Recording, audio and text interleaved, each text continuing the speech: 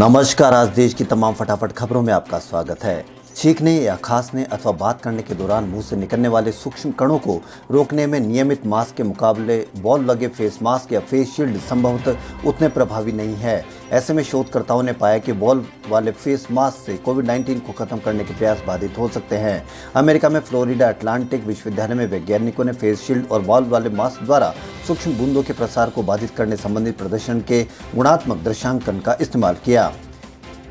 एक पिता मध्य प्रदेश से बनारस आकर 6 महीने से खोए अपने बेटे को खोज रहे हैं। उनका बेटा BHQ का छात्र है। वे बताते हैं कि बेटे को 6 महीने पहले पुलिस ले गई थी। BSc सेकेंड ईयर में पढ़ने वाले शिव कुमार त्रिवेदी का उसके बाद कुछ पता नहीं है। पिता ने अब हाईकोर्ट से गुहार लगाई है। लापता छात्र शिव कुमार के पिता प्रदीप कुमार त्रिवेदी कहते हैं कि मैं एक संकल्प के साथ निकला हूँ। सिविल सेवा अधिकारी की फंक्शनिंग में सुधार के लिए केंद्रीय कैबिनेट ने आज कर्मयोगी योजना को मंजूरी दे दी है। केंद्रीय मंत्री प्रकाश जावड़ेकर ने प्रेस को संबोधित करते हुए कहा कि इस योजना का मुख्य लोगों की अपेक्षाओं पर खरे उतरने वाले अधिकारी तैयार करना है। लोन मोरेटोरियम अवधि के मामले में बुधवार को सुप्रीम कोर्ट ने सुनवाई के दौरान याचिकाकर्ता की ओर से कहा गया कि इस फैसले से लोन लेने वालों पर दोहरी मार पड़ रही है, क्योंकि उनसे चक्रवृद्धि ब्याज यानी कंपाउंडिंग इंटरेस्ट लिया जा रहा है। याचिकाकर्ता ने कहा कि ये योजना दोगुनी मार है, क्योंकि वे हमें चक्रवृद्धि ब्याज चार्ज किया जा रहा है। कांग्रेस नेता राहुल गांधी ने बुधवार को ट्विटर पर बंगाल विभाजन को लेकर एक वीडियो शेयर किया, जिसमें विभाजन की नीति, देश में फूट डालने की नीति और इसके खिलाफ कांग्रेस की लड़ाई की बात की गई है। राहुल ने इस वीडियो को शेयर करते हुए कहा कि देश एक बार फिर फूट डालो और राज करो की नीति को हरा देगा। उन्होंने अपने ट्वीट में लिखा कि फूट डालो और राज करो एक घिनौनी नीति थी और हमेशा रहेगी। ऐसी सोच को देश ने पहले भी पराजित किया था और आज भी करेगा। कोरोना वायरस के बढ़ते मामलों के बीच अखिल भारतीय आयुर्विज्ञान संस्थान ने 2 हफ्तों के बीच बाह्य रोगी विभाग के जरिए एडमिशन पर रोक लगा दी है। एम्स प्रशासन ने ये रोक इसलिए लगाई है क्योंकि अस्पताल में गंभीर और इमरजेंसी ज़्यादा मामले आ रहे हैं।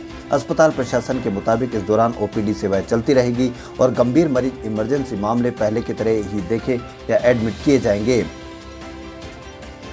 Web series bad boy billionaires पर रोक के मामले में नेटफ्लिक्स को सुप्रीम कोर्ट से फिलहाल राहत नहीं मिली है। कोर्ट ने नेटफ्लिक्स को पटना हाईकोर्ट जाने के लिए कहा है। Chief justice S.A. बोबडे ने कहा कि इस मामले में हम राहत नहीं देंगे। आपको यहां नहीं आना चाहिए था कि बता दें कि नेटफ्लिक्स ने बिहार की अररिया अदालत द्वारा पारित आदेश को चुनौती दी है। राम जन्मभूमि बाबरी मस्जिद मामले में उच्चतम न्यायालय के फैसले के बाद अयोध्या में बनने वाली मस्जिद का डिजाइन तैयार करने का जिम्मा जामिया मिल्लिया इस्लामिया के प्रोफेसर S.M. अख्तर को सौंपा गया है। अख्तर ने कहा कि पूरा परिसर भारत के लोकाचार और इस्लाम की भावना को एक साथ लाएगा। अख्तर ने कहा कि उन्हें हाल ही में परिसर का डिजाइन तैयार करने का काम दिया गया था, जिसमें भारत इस्लामी शोध केंद्र, एक पुस्तकालय और एक अस्पताल भी होगा। कोरोना वायरस संकट के बीच दिल्ली मेट्रो के परिचालन की अनुमति मिल गई है। सूत्रों ने बुधवार को यह जानकारी दी। सूत्रों के मुताबिक दिल्ली के उपराज्यपाल अनिल बैजल ने 7 सितंबर से राजधानी में मेट्रो सेवा फिर से शुरू करने के केजरीवाल सरकार के प्रस्ताव को मंजूरी दे दी है। कोविड-19 संकट को देखते हुए बनाए गए PM केयर फंड में 5 दिनों में 3076 करोड़ रुपए की राशि आई। सरकार द्वारा जारी की गई ऑडिट रिपोर्ट से जानकारी सामने आई है। वित्त वर्ष 2020 के स्टेटमेंट के अनुसार ये रिकॉर्ड डोनेशन 27 से 31 मार्च के बीच हुआ। इस अवधि में फंड को बनाया गया था। केंद्र सरकार ने पिछले सप्ताह जारी अपने उस आदेश पर अमल शुरू कर दिया है, जिसमें अफसरों और कर्मियों को समय पूर्व सेवानिवृत्ति देने की बात कही गई थी। इसकी शुरुआत लोकसभा सचिवालय से हुई है। वहां कार्यरत 2 संयुक्त निदेशक प्रणव कुमार और कावेरी जायसवाल को 31 अगस्त के दिन समय पूर्व रिटायरमेंट देकर घर भेज दिया गया है।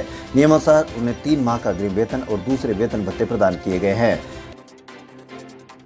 बुधवार को एक दिन में 78,357 नए मामले सामने आए। वहीं अच्छी बात यह है कि संक्रमण से स्वस्थ होने वाले लोगों की संख्या 29 लाख से ज्यादा हो गई और जांच में तेजी आई है। आंकड़े के अनुसार पिछले 24 घंटे में 1045 लोगों की मौत होने से मृतकों की संख्या बढ़कर 66,333 हो गई। देश में संक्रमण के मामले बढ़कर 37,69,524 हो गए हैं, जिनमें से 8,01,282 लोगों का उपचार चल रहा है और 29,01,909 लोग उपचार के बाद इस बीमारी से उबर चुके हैं। कोरोना के बीच 7 सितंबर से शुरू हुई मेट्रो ट्रेन सर्विस के लिए सरकार आज गाइडलाइन जारी करेगी। शहरी मामलों के मंत्री Hardeep Singh Puri standard operating procedure जारी करेगी। कोरोना की वजह से मेट्रो सर्विस मार्च से ही बंद है। गृह मंत्रालय ने पिछले हफ्ते अनलॉक 4 की गाइडलाइन जारी करते हुए 7 सितंबर से फील्ड मैनेजर में मेट्रो शुरू करने के छूट का ऐलान किया था। खबरों में फिलहाल इतना ही। यदि आपको हमारा चैनल पसंद आए तो लाइक, सब्सक्राइब और शेयर अवश्य करें। धन्यवाद।